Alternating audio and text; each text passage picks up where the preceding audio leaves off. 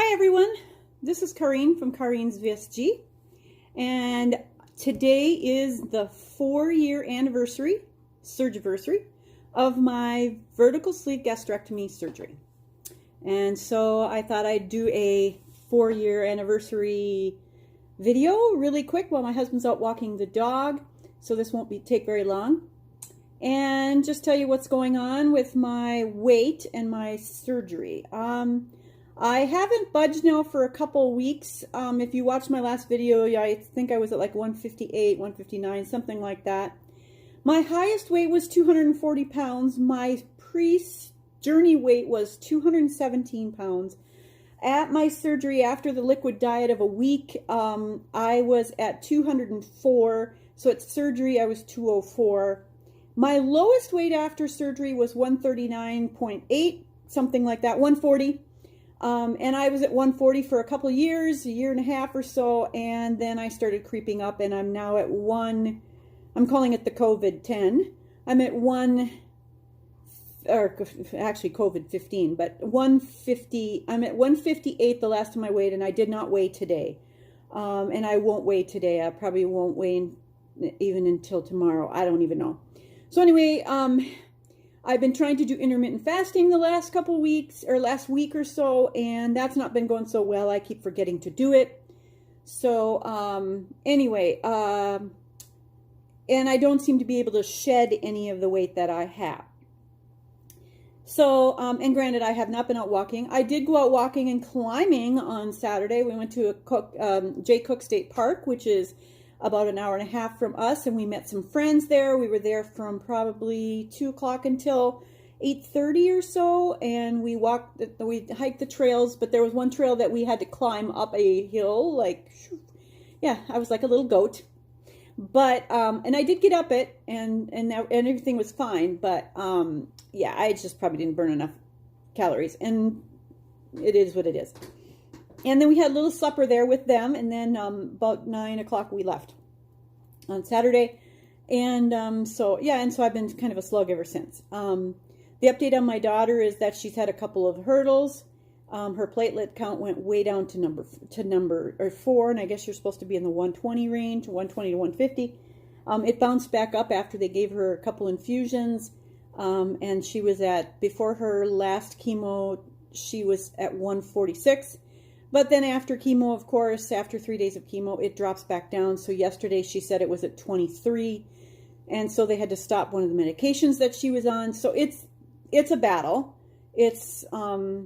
So she's been kind of bouncing around. She's very, very tired after this last bunch of chemo. Even though they're doing a less strong chemo this time, she's very tired. She has they found a pulmonary embolism in her lungs. And so she's been on blood thinners for that. And of course, with blood thinners and then the platelets, they have to be really careful. So anyway, she's struggling. So please keep her in your prayers. She really needs those prayers. And and next week she starts, or the 8th, she starts chemo again unless her platelets are low. And then they will wait. But if I don't remember if I told you what happened at the Mayo. She went back to the Mayo, and her scan showed that her tumors had shrunk considerably, or significantly is how they said it. So they had shrunk like half a centimeter, and a half a centimeter is literally half or 50% of some of the tumors. So anyway, so that was a good report, but then they found the pulmonary embolism. So. And if you haven't noticed, I'm letting my gray hair grow out. I have decided it's time.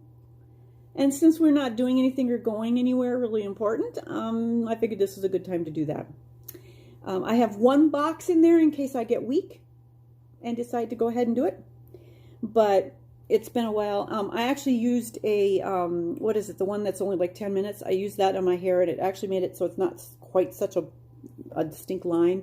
So I don't seem to mind it, but as you can see, I have more gray hair than most people.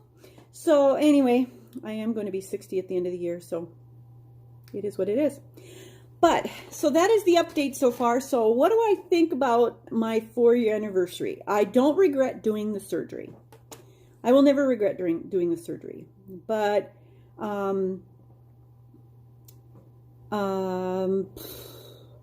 yeah, so they put me on, I went to the doctor a couple times and they put me on a anti-anxiety pill because I had anxiety so bad that my chest was hurting. That's what all that was. My nerves were all messed up. I mean, it was just a mess. So, and I didn't realize your body could do that from stress and anxiety, but your body can do those kind of things. So they put me on anti-anxiety, and that seems to be helping.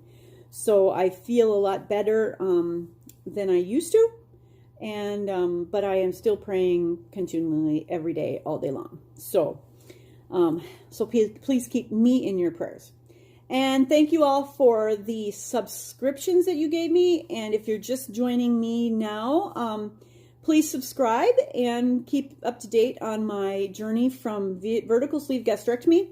Okay, so I'll go my stats. It was May 4th, 2017. I had surgery with Dr. Matthew Bettendorf from Essentia Health, St. Mary's, Duluth. And then I had 2 surgery after that in December 31st of 2019. Yeah. I had a panniculectomy and muscle repair. And then in July of 2020, July 23rd of 2020, I had a breast reduction. And so, but I've gradually just crept up now, and so I'm at a higher weight than I would prefer to be. I'd like to be 15 pounds lower, where I was before. So I'm struggling with that. But it is really hard when it's still, you still can't go outside and you can't do things. We just now started warming up, so I'm going to hopefully start gardening here and doing some raking and some lawn mowing, and that'll get me on my feet. But as you can see, well, I'll stand up and let you see how I look. I don't think I look too bad, but I do have this, which is the worst thing I'm worried about. So this is from my muscle repair. So this line here, which is pretty deep, and I have quite the belly right up here. This is all gone, but this is still here, and I kind of wish they'd done what do you call it, lipo in there, and then the breast reduction too. But I can't even suck it in hard enough to get rid of it. So, but this is what I look like now. I look like that, better than it was before. So. I'm still bothered by that middle stomach thing, but there's nothing I can do about it. It is what it is, and it's extra skin, and there's nothing I can do about it. But I could be 20 pounds less, and then I would be happier. If I was like at 139, I'd be really good. I'd be really happy. So I need to work on that really hard. And I think that I probably will do some juicing coming up here, but every time I try to do it, it just doesn't work out. So anyway, so that's what's going on with me. I hope all of you are well. Mini-me in Tennessee. Lisa, I loved your video of your home. That is beautiful up there. It's like you're on the top of the world. And so that's beautiful. So I hope things get better quickly, this lumber thing. I mean, I had things I needed to do around here. I'm now thinking I'm not going to be able to do it because I can't afford the wood either. So it makes me kind of upset because I'm just sitting here doing nothing, and I have no money to do anything with because it's too expensive. So I'm hoping gardening will distract me just a little bit. I've got seeds and some bulbs planted out there. My bulbs are coming up in the garden really well. I've got lots of bulbs coming up in the front because I planted a lot of bulbs, and my tulips are coming up. So when they come up, I might go out and do a video really quick to show you what my gardens look like when they start blooming.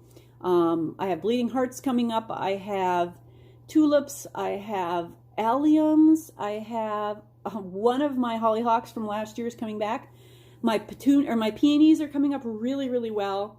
And so I'm really happy about that. I'm hoping it looks beautiful this year. But anyway, so I put a lot of work into it last fall so I could get those things in the ground. But, and my Siberian squill are up. So, and I also bought some wildflower plants. I bought some bellwort. I bought Dutchman's breeches, which have not, I put them in pots and they are not coming up. I don't know what's going on with that.